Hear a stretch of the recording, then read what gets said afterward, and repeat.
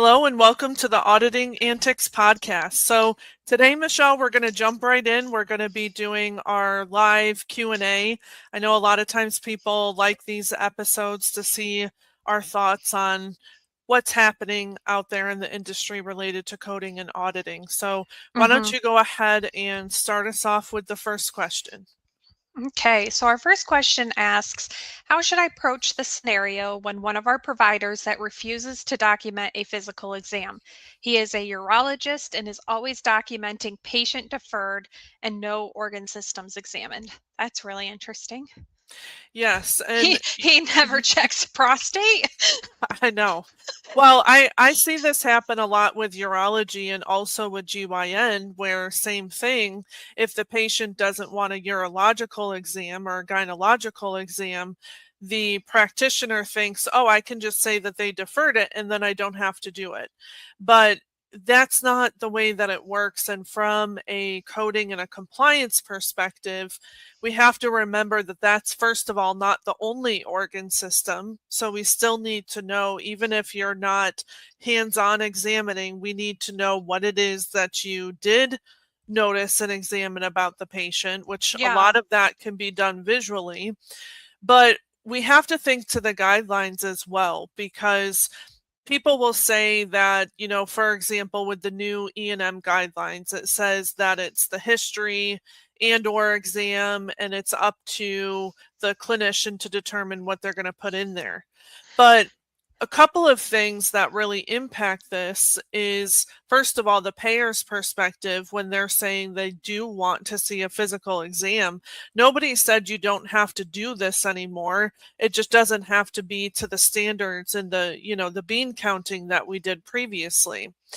The other side of that too is medical necessity. And I know yeah. you and I have had that discussion before, where medical necessity for those purposes, it's something where if we don't have a physical exam, but you're saying this is a very complex patient, or for urology, the patient requires additional testing, additional surgery, something like that. How Or do you any justify that? treatment whatsoever. If Hmm. Why are they there to see you if you didn't need to examine them? Hmm. Just saying. It's and this is the problem with how some of the billing culture has gotten surrounding coding and compliance is it has given this illusion that documentation is only for coding and billing. But that Right. is not the case. We also have to consider clinical indications as well as continuity of care. These are things that have nothing to do with the AMA E&M documentation guidelines. So I think that this is some of a problem that's been created from a billing perspective. And a lot of times, I don't know about you, Stephanie, but talking to fellow auditors or coders, they'll be like, I don't need it. I don't need this. I don't need this. I don't need this. And I'm always like, back up a minute. We Hmm. may not need this, but they may need it for something else because this is not the only purpose of this note. So Right. so I find that very interesting that this is actually a problem that we're seeing. If anything, we should be seeing better quality notes instead of those like big, huge templates, got to meet the 3 HPI, review of systems, past medical family social history. Like we should be seeing better quality notes than we are. Would you Hmm. agree? Yeah. And they're still just falling back on this one section Right. isn't required for billing anymore. Now, I shouldn't say required for billing, counted towards billing anymore. Well, and to that point, if we think about it, we are still seeing the large templates. So maybe that Yeah. discussion doesn't need to be around, oh, skip it for for the sake of skipping it. Maybe the conversation is, let's talk about the template and see if there's things that differ from what your typical exam for your specialty looks like. Mm-hmm. Exactly. So Okay. that to answer that, it's not allowed. Like Yeah. Yeah. you No. have to deal with that, and sometimes to deal with that, you have to get their peers involved. Right. I've noticed with things like that, it requires going to the head of the department to have a conversation with that doctor or somebody from administration. Yep. So question number 2. Our EMR has implemented AI ambient scribing. Does reviewing AI generated documentation change the provider's responsibility? So, no, and that's actually a good way to look at it. So, asking essentially, is that provider still responsible for that documentation? And the way that I view that particular question is when I have conversations, for example, where the provider thinks that adding a macro statement in identifying that they're using AI scribing will cover them in the event that there's conflicts of information in the note. If there's all kinds of AI hallucinations happening right now, we just Yeah. had a situation. Sean Weiss put an article out recently on LinkedIn about how the patient had a condition, and I don't remember the wording and how what the condition was, but the note the AI scribe ended up putting into the note that the patient had high homosexual behavior. And that's What? and it happened in over 80 patients when this particular diagnosis was a part of the scribing that was taking place.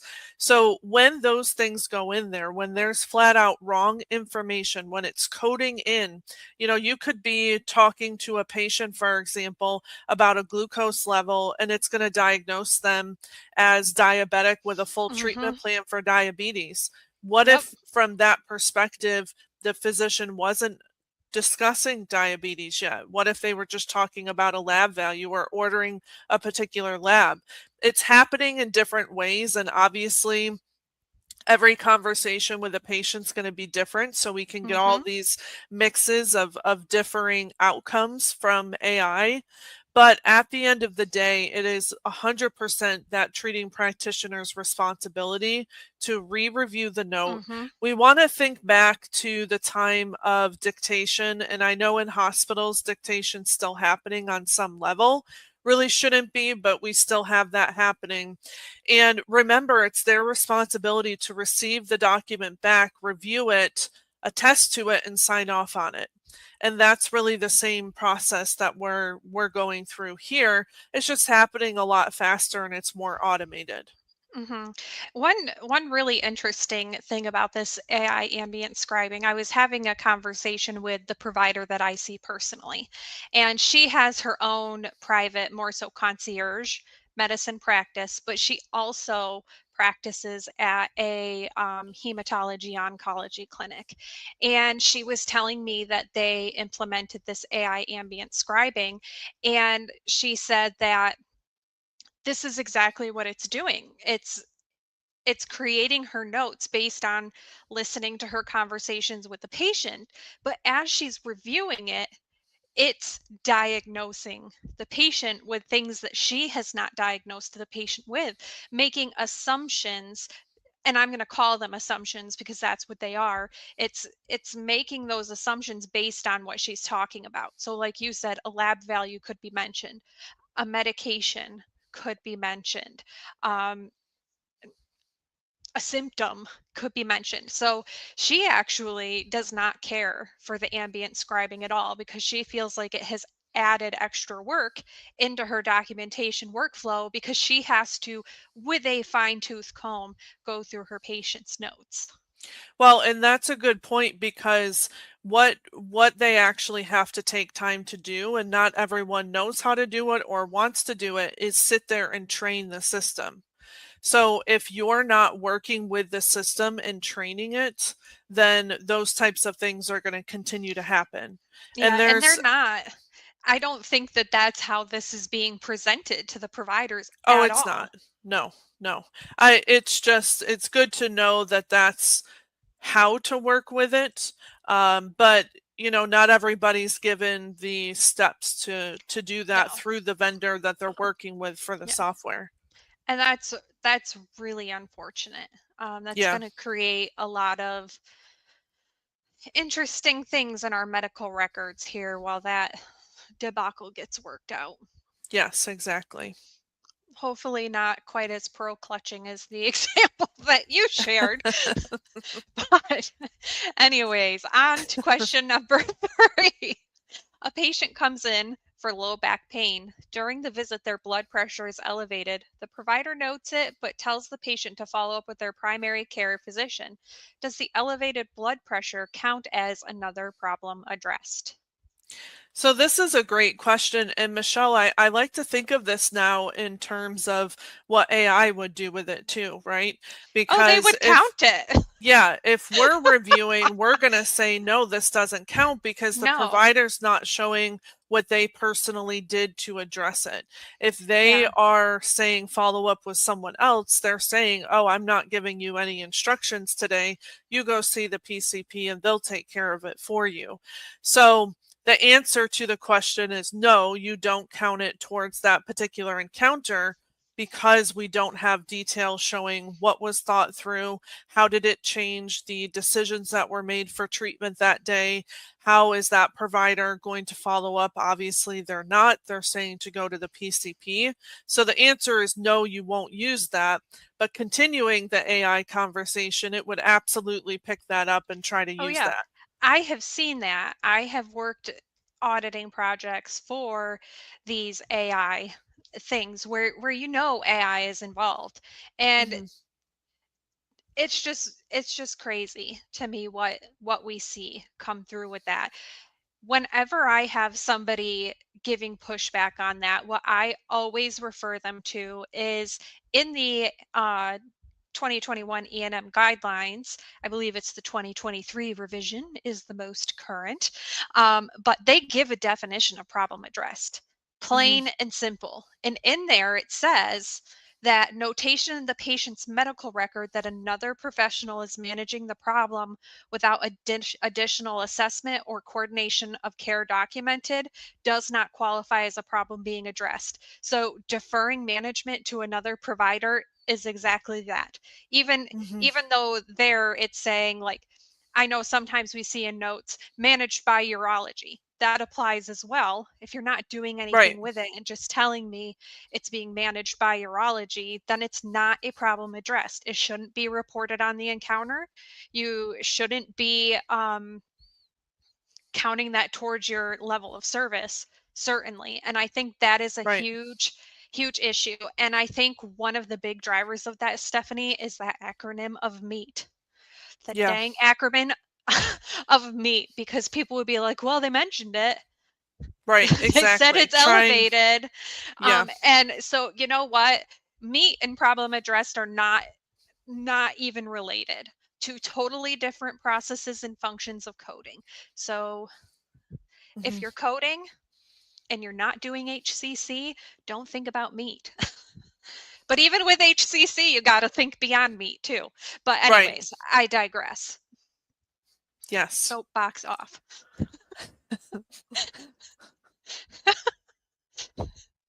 Okay, let me get back to our questions here. Do you have anything else you want to add? No. Okay. Should organizations audit AI differently than human coders? So my answer is yes, but my answer is going to be very similar to what I always say about an audit and what it tells you about your EMR system, about your PM system, for example. Anytime you have any kind of electronic process, automated process, you have to fully understand that when you're going through an audit. And a lot of times, for example, when I meet with a new client or we're doing an audit project kickoff call, I'll talk through and say, okay, who in your organization is responsible for coding? Do you have a coding department? If the answer is no, then we know the provider's responsible for that. If they have a billing team that doesn't have trained coders looking at every note, then we know there's not a coding process in there apart from the provider. They may think they have a safety net, but realistically, no, that's not what that team is there for.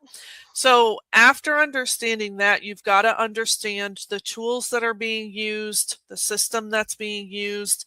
Now we've got to look at ambient scribing, those types of things. It's very similar to when we needed to know, for example, in general, if there was a scribe.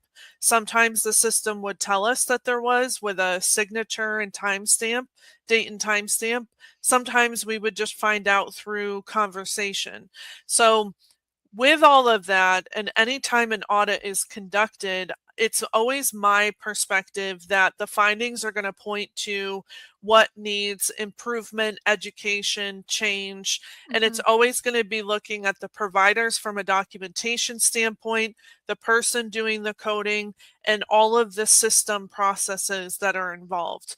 So if we have breakdowns with AI, just like you were saying, Michelle, I know for myself when I'm doing audits now, if I know there's an AI component, whether it's from documentation or a coding perspective, I'm automatically thinking of that if I find a problem. Mm-hmm. And Yeah. we've talked about that before too, where, say, for example, a chronic condition is definitely exacerbated and the note's showing us that, but maybe the wording wasn't the typical wording we would see. So No. most likely the system wasn't trained yet on that particular word. Yeah. Like, not, the provider isn't saying exacerbation, progressed. Maybe they're saying not at goal. But one Hmm. thing that I think also is very important with the introduction of AI is to just give that reminder that when we're auditing, we can not only look at the note in front of us, we have to also look at what's going on around, because Hmm. sometimes these are workflow issues, and we can spot those. At one point, I think it's acceptable to say that all auditors were in the coder's seat. We were working in those EMRs. We know how those processes work. So we can, we can give input into that workflow by in our comments saying this may be a workflow process, instead of Hmm. just saying this is not supported.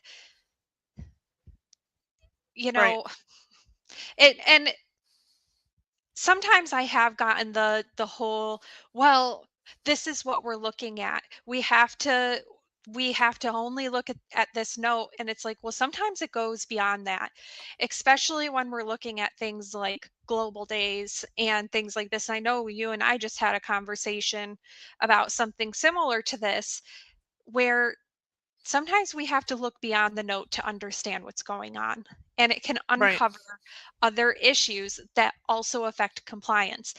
Auditing is compliance. So, Well, and that's really the difference too between auditing and being a coder.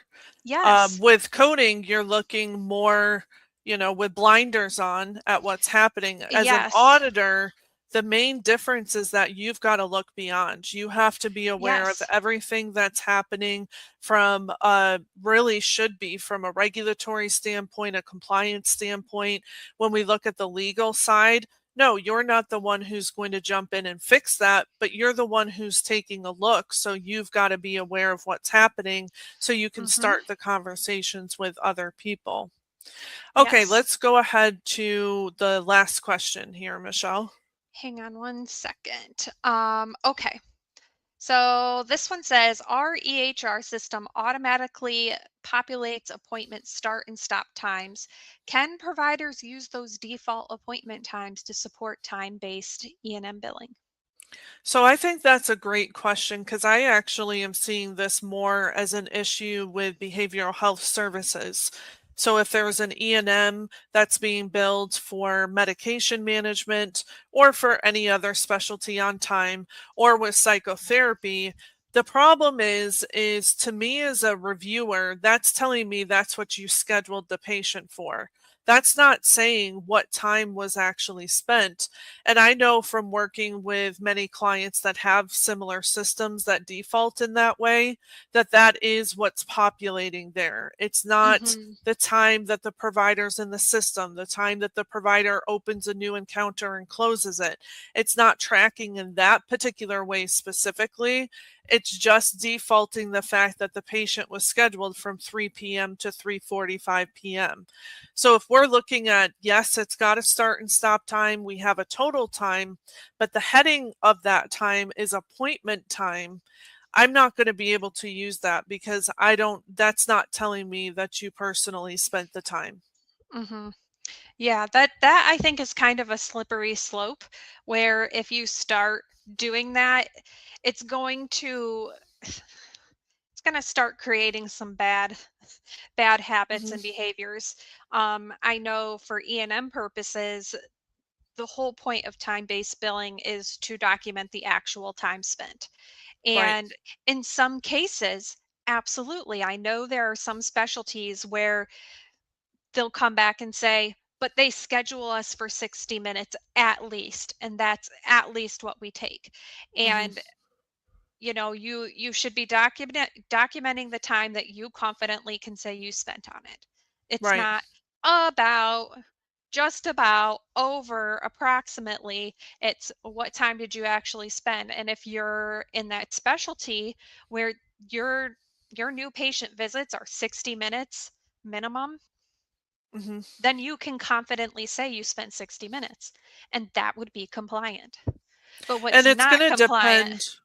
Go ahead. is what's not compliant is documenting 60 minutes for every new patient and thinking that that's going to fly when you don't have anything to back up that that's actually the time you spent when compliance comes Right. knocking on your door. Just to Right. make that clear. Well, and there is a difference too. If we're talking about that appointment time in relation to wanting to bill an E&M service based on time, that's going to be problematic because we'll have a situation where we most likely aren't going to have the time qualifying statement, which is required. Yeah, It's not enough to just say the time. start When and it stop comes times. to, yeah, when it comes to something like psychotherapy, we don't have to have the time qualifying statement, but you do have to have the time that's spent with the patient directly because you're not allowed to count time before and after for Hmm. something like psychotherapy. Yeah, So the so rules are very different, but either way, defaulting to an appointment time is still not going to work. no, and what if I know schedules are so tight, but what if the provider goes in and clicks start appointment and then is sitting there reviewing, or Hmm. opens and it starts the timer and they're reviewing for like psychotherapy, for example, past notes and things like that before, then that's not going to give an accurate representation of the actual time spent with the patient. Hmm. Well, and that's where you've got to know how your system works because that's all Hmm. going to affect that. Yep. All right. Well, we're going to go ahead and end there for today. I do want to say, so tune in next week. I'm not going to announce it until Tuesday of next week, but I have an exciting announcement coming for Stephanie Allard Consulting. I'm very hyped up about this. I'm going to be announcing a new partnership coming up here soon. So keep an eye on that. Follow me on LinkedIn if you don't already, and some of the other social platforms. Really, LinkedIn, Facebook, and TikTok are where I'm most active. But Are you doing dances on TikTok? I no, think that would really drive the views. I'll I'll outsource that to you, Michelle. You can be my No, dance thank you. contractor. We'll put Savannah in there. She, Yeah. Savannah and the girls, our yeah, niece and then my daughter. I'm sure they would yes. love to do that. Um, but all right, I hope everybody has a good rest of your week, and we'll see you back next week with the big announcement.